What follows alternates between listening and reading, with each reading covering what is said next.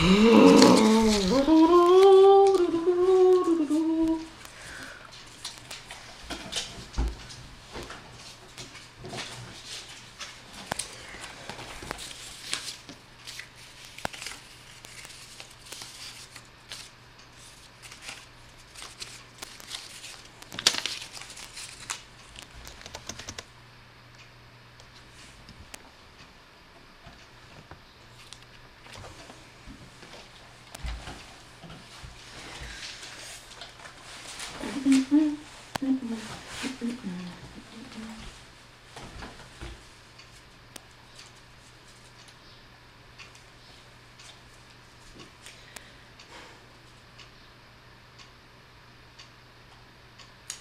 afternoon all, thanks for having me along today.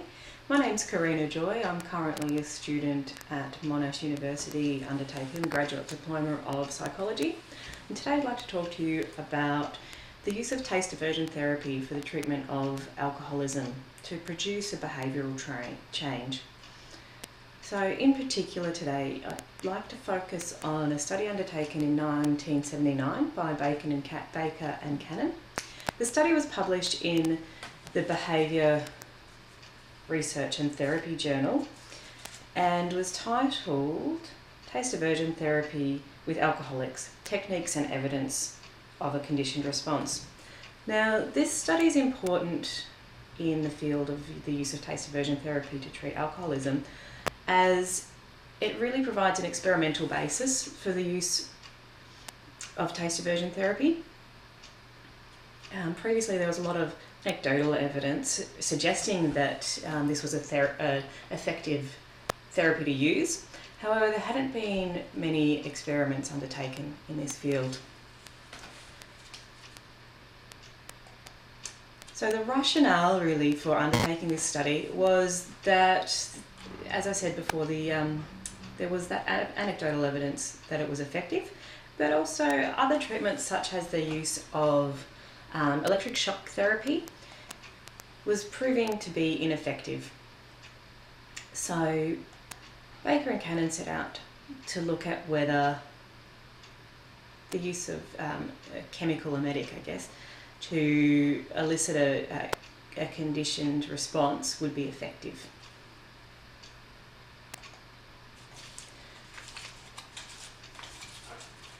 So Baker and Cannon hypothesised that the use of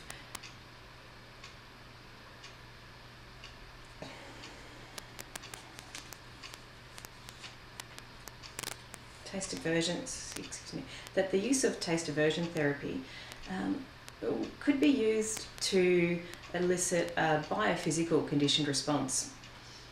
And through this, they suggested that they would see a change in heart rate, a change in skin conductance, as well as an increase in nausea.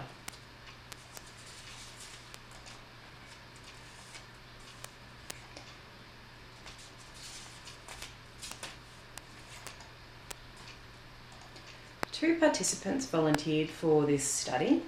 Both were young males in their late 20s, and both, as I said, were volunteers, and they were both treated at the Salt Lake Veterans Administration Hospital Alcohol Treatment Unit.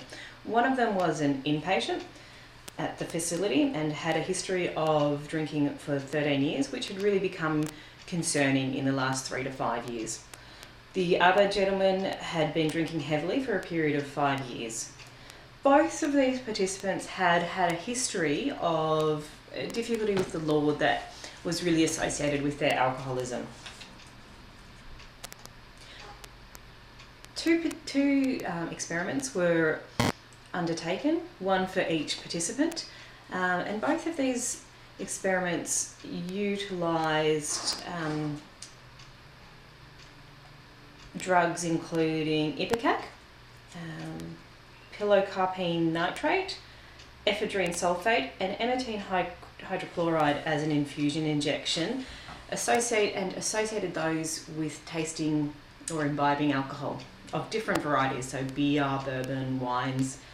And participants were asked to rate each of the drinks using a bipolar semantic checklist and a Likert scale.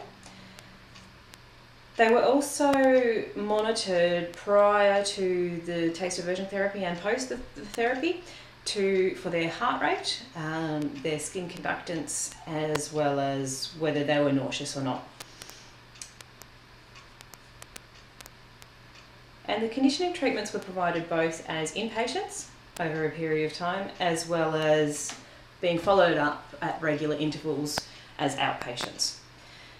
Following the completion of the treatment, the patients were monitored through self-report, as well as, I guess, checking up on them through their friends and family.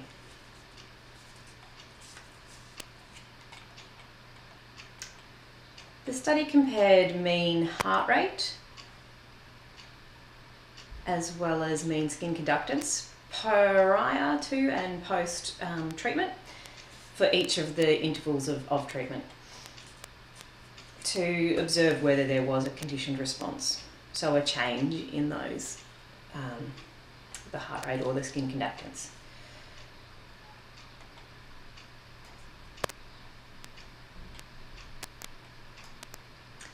Baker and Cannon found that there was a change prior to and post treatment for both skin conductance, as shown on the chart here, as well as heart rate.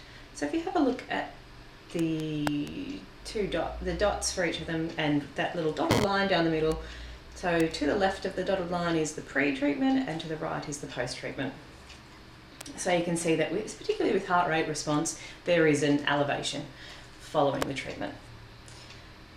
So due to this, Baker and Cannon concluded that they were observing a conditioned response to alcohol, and they aligned this response with the definition of a conditioned response provided by Prokasi in 1977. And they attributed this response to the imbibing of alcohol. So how does this affect the wider community, I guess? So they concluded that taste aversion therapy could be used to treat alcoholism to elicit a conditioned response, and once that conditioned response was embedded in the participant, that could then reduce their drinking and subsequently reduce their alcoholism, or treat their alcoholism. It's important to point out the limitations of this study, particularly that there's only 2 participants to look at. They're both young males, both with trouble with the law, both voluntary participants and committed to making a change in their behaviour. So whether you can generalise across the broader community to males and females, to different age groups, as well as to people who are maybe more reluctant to change their behaviour, it's difficult to make those conclusions. Additionally, it should be pointed out that there was no control group to compare them to, so no group that was just using a more traditional behaviour therapy to treat their alcoholism. Also, whilst they're undergoing the taste aversion therapy, both the participants were also undertaking group therapy and one-on-one counselling to treat their alcoholism. So whether you can draw the bow, I guess, that the reduction in drinking was really to do with the taste aversion therapy or not is difficult to say. What you can say though is that there was a conditioned response from that change in skin conductance and heart rate that was associated with the drinking through taste aversion therapy. So how can we improve on this work? Well, we could undertake a broader sample group, so males, females, different cultures, different stages of their alcoholism, so whether they're more reluctant to give up drinking. You could also look at voluntary versus involuntary. On that note though, that might raise some difficult ethical questions. Additionally, you could look at a control group that was just undertaking the more traditional behaviour therapies such as the counselling or group therapy, and compare that to taste aversion that was not undertaking those other behaviour therapies.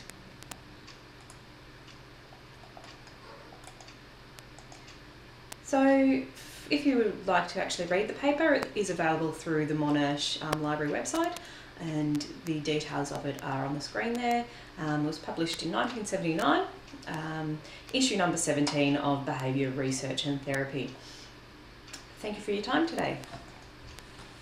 Okay, maybe that'll be fine, thank you.